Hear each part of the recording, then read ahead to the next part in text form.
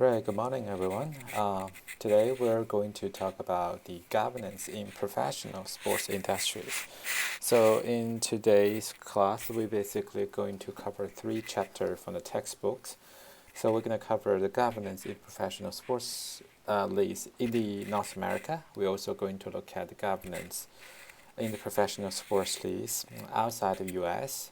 Particularly, we're going to focusing on how European Soccer League has been organized. And also, we're going to talk about the individual sport, how the professional individual sport has been organized in the world. So today's class, we're going to cover the three chapters. So in terms of the videos, we're going to break down into four different videos. So the first video will give you a bit overlook of the professional sports league in the US. And then the second videos, I'm going to talk about some of the policy areas in the professional sports league in the US. And the third video, we're going to talk a little bit about the professional sports league outside of US. And the last videos, we're going to talk a little bit about professional individual sports. So this is the plan for today's class. Speaking of the professional sports league in the US, so I guess that we're following all the different professional sports teams and sports leagues, right? So we have a big four, which are Major League Baseball, MFL is the National Football League, and also we have NBA, National Basketball Association, and also we have NHL, National Hockey League. So those, we call them four big because they has been existing for a very long period of time. So all the professional sports league has been existing for more than 100 years, and also been pretty stable for a very long period of time. So also become a very main professional sports in the sports industry in the U.S. At the same time, we also have to notice that we have a lot of other professional sports league has been growing really faster, which is including MLS, which is Major League Soccer, and also have WNBA, have Women Professional Sports League. We have a National Women's Soccer League, which is a women's soccer league, and also we have a Canadian Football League in 2020. XFL will also been created, and also National Lacrosse League has also been created as well. So today we're gonna talk about those topics. So before we start talking about the professional sports league in the US, I want you to think about it. When we try to compare professional sports league in the US and with other business like Nike, Adidas, right, those sports organizations, what made those professional sports league unique? So David Harris in 1986, so he published a book called The League Inside the FL. So for the first time, he introduced the concept. It's called League Think. So in this entire books, obviously he mentioned about a lot of things how MFL has been organized, but the main thing they talk about two very unique things that make professional sports leagues kind of different compared to other business. The first thing that he mentioned in this book is they talk about in professional sports leagues, teams have to compete and collaborate with each other simultaneously. So in other business model and structures, normally all the business, they're trying to maximize their profit generation. So all the businessmen, they try to defeat their opponents in the markets and maximize their market shares. So they barely cooperate with each others. I'll give an example like Nike, Adidas, they never work together. So when Nike become a sponsors of the MFL, so they want to have the exclusive rate. So they're not happy to share this exclusive sponsorship rate with other rivals, right? So, but in professional sports league is very different, right? So the team they compete against each other within the leagues, but they also depend on each other's to organize the game, to make this product, to create this product, to promote this product together, right?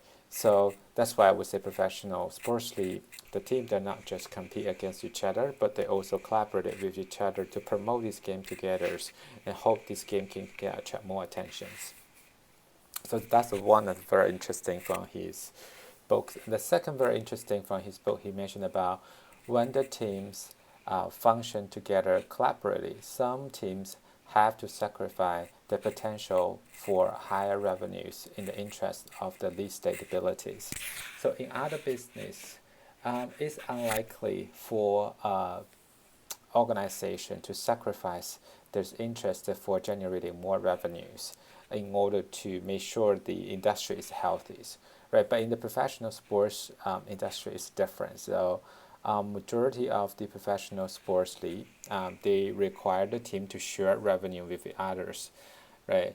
And so, and also all the professional team, they can only promote their products in their restricted areas. So a lot of them, the professional sports team, have to sacrifice their benefits in order to enhance the league stabilities, right? So because in professional sports league, all those league managers, they hope the competition could be very intensive. They don't want one team dominating the entire league, right? So they want to enhance the competitive balance.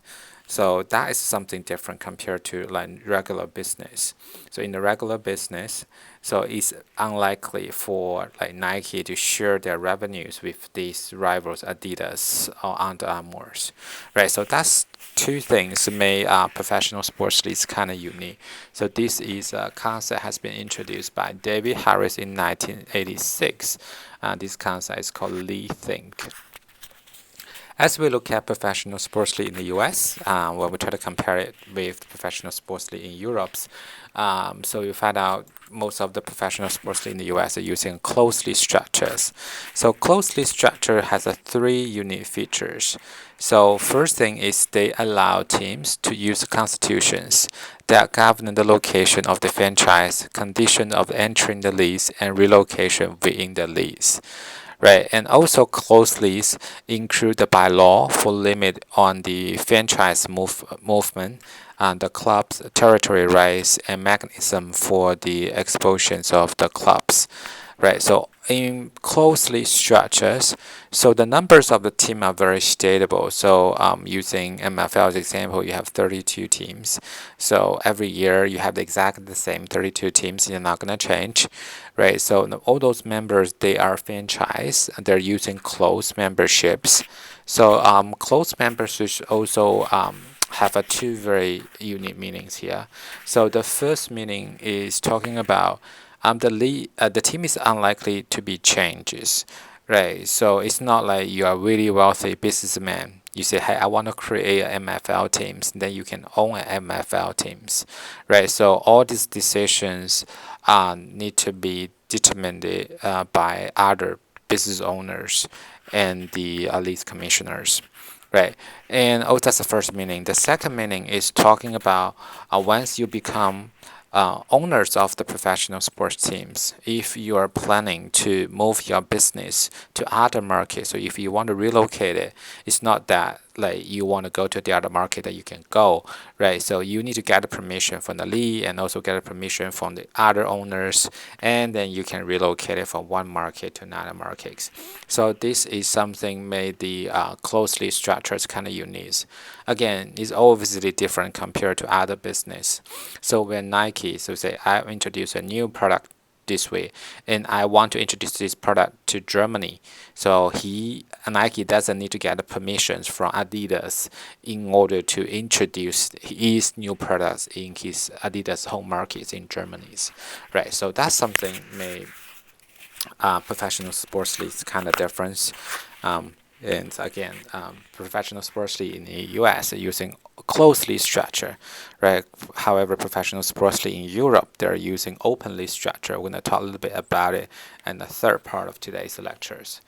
So we talk about we have a lot of professional sports league in the U.S., but all those professional sports league, they're actually using little different structures. So for the four major leagues, they're using something we call individual ownerships, right? So those big four are using individual ownership. So basically, if you own a team, you could become the owner of the particular teams, and you could decide what you want to do with the teams, right? So you have a very strong, like decision-making powers in the teams. But a lot of young leagues, particularly MLS and other like women professional sports teams, they're using the structures called single entity structures. So for the single entity structures compared to like individual ownerships structures, so the league is actually controlled by the single operating companies. MLS actually is the first league to use these models. Some of you might know MLS was founded in 1996. So when MLS was founded, so they have received like a lot of proposal how this professionally can be created. Because in the past, the U.S. did not really have a real professional soccer league. So this is going to be the first soccer league. So how this professionally can be created? So they receive like three different opinions, three different ideas. Right, the first idea was actually just really similar to any other four majors professional sports league. We create this professional sports league using individual ownerships, and you can have the owners here buying the teams. And then pick the place where they want to locate it, and then very similar structures. And that's the first proposal. The second proposal they received is like how you operate this professional soccer league in the U.S. should be very similar to how European be operating professional sports league there. So basically using promotion and relegation policy and rules. So you need to have multiple different leagues there, and you connect with each other. The best team, they will get a chance to promote it upper league, and the worst team, they will have to delegate it to the lower league. That is the second proposal they received. The third proposal they received is a single entity structure, which is the one they are currently using and finally adopt these models. So for these models, we talk about it, this entirely is controlled by the single operating companies. So if you purchase a particular team and you create a particular team, you don't just own the team because the team is actually belongs to the league. So you actually share the ownership in the league, but you don't actually own the team. So it's kind of different compared to the business model has been utilized by the MFL and the NBA and MLBs. Right, so each of the member, so they will invest the money to the lease at a single entity to avoid financial and antitrust liabilities. So in the past, when the MLS was created, so each of the business owners only need to pay $50 million, and they can start to have the MLS team in that areas. But now, with more and more cities want to have the MLS teams, each member have to invest it $150 million in order to create teams in that particular area. Some students know Cincinnati FC's become the MLS teams in 2019 seasons, right? So they were basically the investors put down like $150 million. And they say, hey, we're going to create in the Cincinnati's area. So this money is not going to create for the team, but this money is going to the lease, the invest to the lease. They become the owners of the lease. For the MLS, they basically take over all the revenues from the broadcasting right and league levels of sponsorships, and then they share all these revenues equally among all the different 24 MLS teams right now. And all the players, unlike professional sports leagues, four major professional sports leagues, you sign a contract with the team. Right, so all the players in MLS, they sign a contract with the league, and league will assign this player to each of the team. So make sure all those talents has been spread out on all the different 24 teams, and not making one team having too many like high-profile athletes, high-profile soccer players, right, and dominate the entire leagues. And in the 2007, MLS introduced a new rule called Designated Players Rule. This rule has also been called David Beckham's rules. This rule was actually the first time was utilized by LA Galaxies. So some of you, if you follow soccer, you know David Beckham is a very, very important player in the world and have a huge impact in the world. So at the end of his soccer career, David Beckham want to come to the United States to continue with his soccer player. So he want to join the MLS and want to join the LA Galaxy. But because they're using salary cap, so the salaries are obviously very low. You cannot use the salary you pay to the MLS player to attract the players like David Beckham. So LA Galaxy and reach out to the MLS to see whether it's possible that we are going to pay David Beckham's salaries. In MLS, you don't need to pay David Beckham's salaries. We pay the salaries, and we can have David Beckham here in the teams. And MLS approved this one, so that's how the designated players rule was introduced in 2007. So it allowed the team to sign those international soccer stars and pay the salaries by themselves. So based on the designated players rules, each team could have up to 3 very well-known international stars join their team. So after this rule was introduced, you find out a lot of like well-known soccer player has joined these MLS teams, right? So if you follow English Premier League, you know Lampard joined the team. If Rooney is also joined the MLS, and also David Villa, who helped Spain win the 2010 FIFA World Cup, so also joined the league as well. So more and more well-known international soccer stars started joining MLS league. So this is about the single entity structure. So the single entity structure has been used by the MLS. A lot of young new league like WNBA, like Women's Soccer League, and also even SFL is also using the single entity structures. So those are the differences between single entity structures and the individual's ownerships. Right, so either you're using single entity structures or the individual ownerships.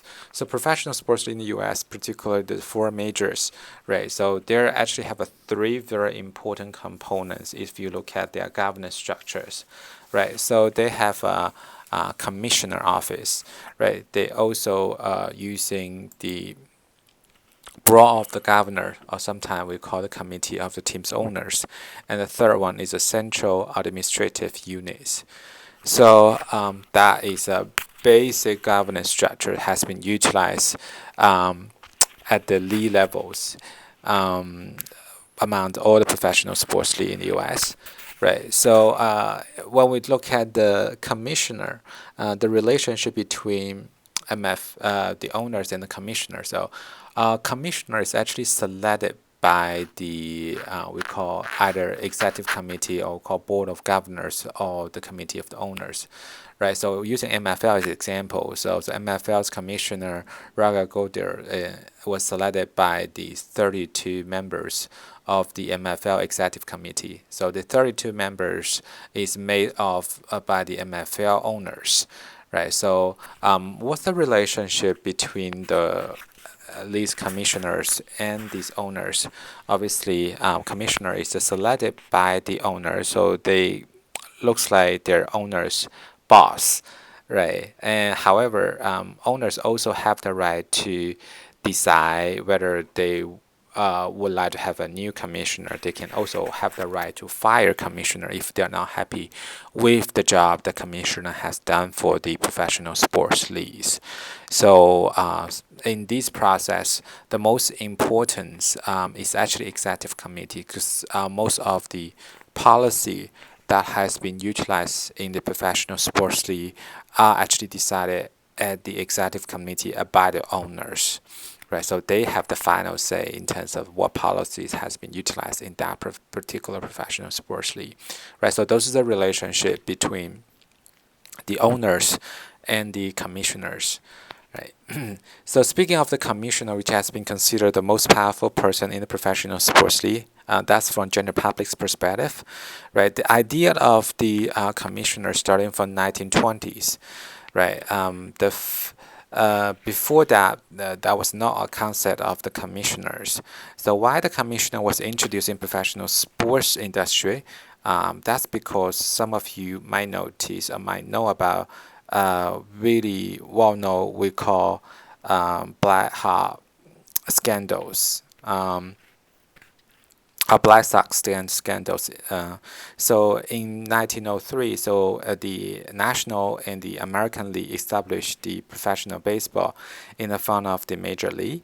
So the league was actually operated by something called national commissions. However, because of the personal interest of the members, and the commission remained largely ineffective and was frequently criticized by a lot of teams owners. But But what has happened in 1920? That was Chicago Black Sox scandals that actually forced the professional sports league to have to create a position called commissioners. So what has happened in 1919 World Series? So Chicago White Sox, there were like 8 members of the team. They were purposely losing the World Series when they played against the Cincinnati Reds in exchange for the money from gambling companies.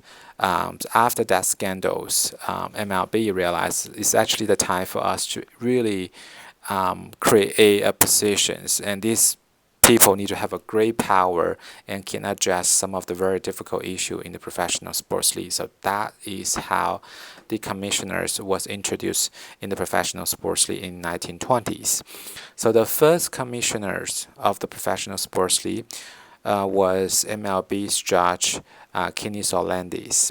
So he took the job in 1920s. He got paid like $50,000 a year. So his job was actually to make these tough decisions to make sure all those teams, their best interest has been protected. So after MLB introduced the commissioner, other professional leagues started also introduce the similar roles. So these constitution and bylaw basically set forth for the commissioner's powers. So the commissioner, what do they have to do? So there are 4 very important duties for them to do. The first one is they can approve players' contract. Right. The second thing they can do is the resolutions of the DPO between players and the clubs, and then they will have the powers on disciplinary the matters involving the players, owners, and the clubs, and they also have the rule-making authorities. So this is the role for the commissioners. So commission obviously making a lot of tough decisions. What they have to do is try to make sure protect the best interests of the professional sports league. We're using 2 examples here. So first example, some people might remember in, I think that's a 2016 season. So the former LA Clippers owners Donald Sterling so made some very improper racist comments to his girlfriend at that time. So after he made these racist comments, so this news has been disclosed by media. So NBA Commissioner Adam Silver made an announcement to ban him for life from the NBA and fire him $2.5 million following the investigations. Right, so they also urged the NBA Board of Governors, which is the committee for all the owners, to sell the Clippers to a new owners. Right, so this is the tough decision they have to make. Another example, some students might know, is a MFL Deflategate, where that was happened in 2014-15 seasons. Right, New England Patriots quarterback Tom Brady purposely deflated the football used at the games against Indianapolis Colts in that seasons. Right, that controversy result in Tom Brady being suspended for 4 games, and the teams being fined $1 million and lose 2 draft picks. So this also tough decision. The decision is made by the commissioners. Right, so those are 2 examples about how commissioners have to make a decision to protect the best interests of the professional sports league. So that's about commissioner. The next very important component is the board of the governor, or the owners committees. Right. So for the owners committees, obviously each team they will send 1 representative to have the meetings there. So most of the time it's going to be their owners.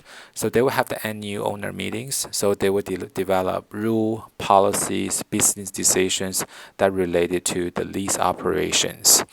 Right, a lot of decisions they will make that related to lease expansions and franchisee relocation. We talk about the Rams was trying to relocate it from St. Louis to Los Angeles. So this decision is not made by themselves, right? This decision is made by this owner committee. So they agree, allow this team to relocate from one market to another market. So, and this, they also have to deal with the collective bargaining rule change. So every year, when they're talking to the professional sports leagues player associations about the salary caps, about the another issues related to collective bargaining. So owners committees normally will have to go and talk with the player association to address that issues.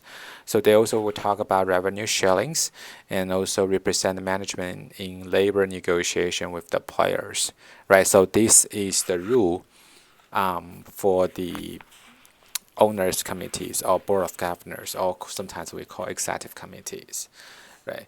In the league level, we also have the central administration unit, which is the league office. So the people who work here is basically dealing with day-to-day operations, right? Their main responsibilities are like provide a schedule for next seasons and recruiting and provide training for the officials.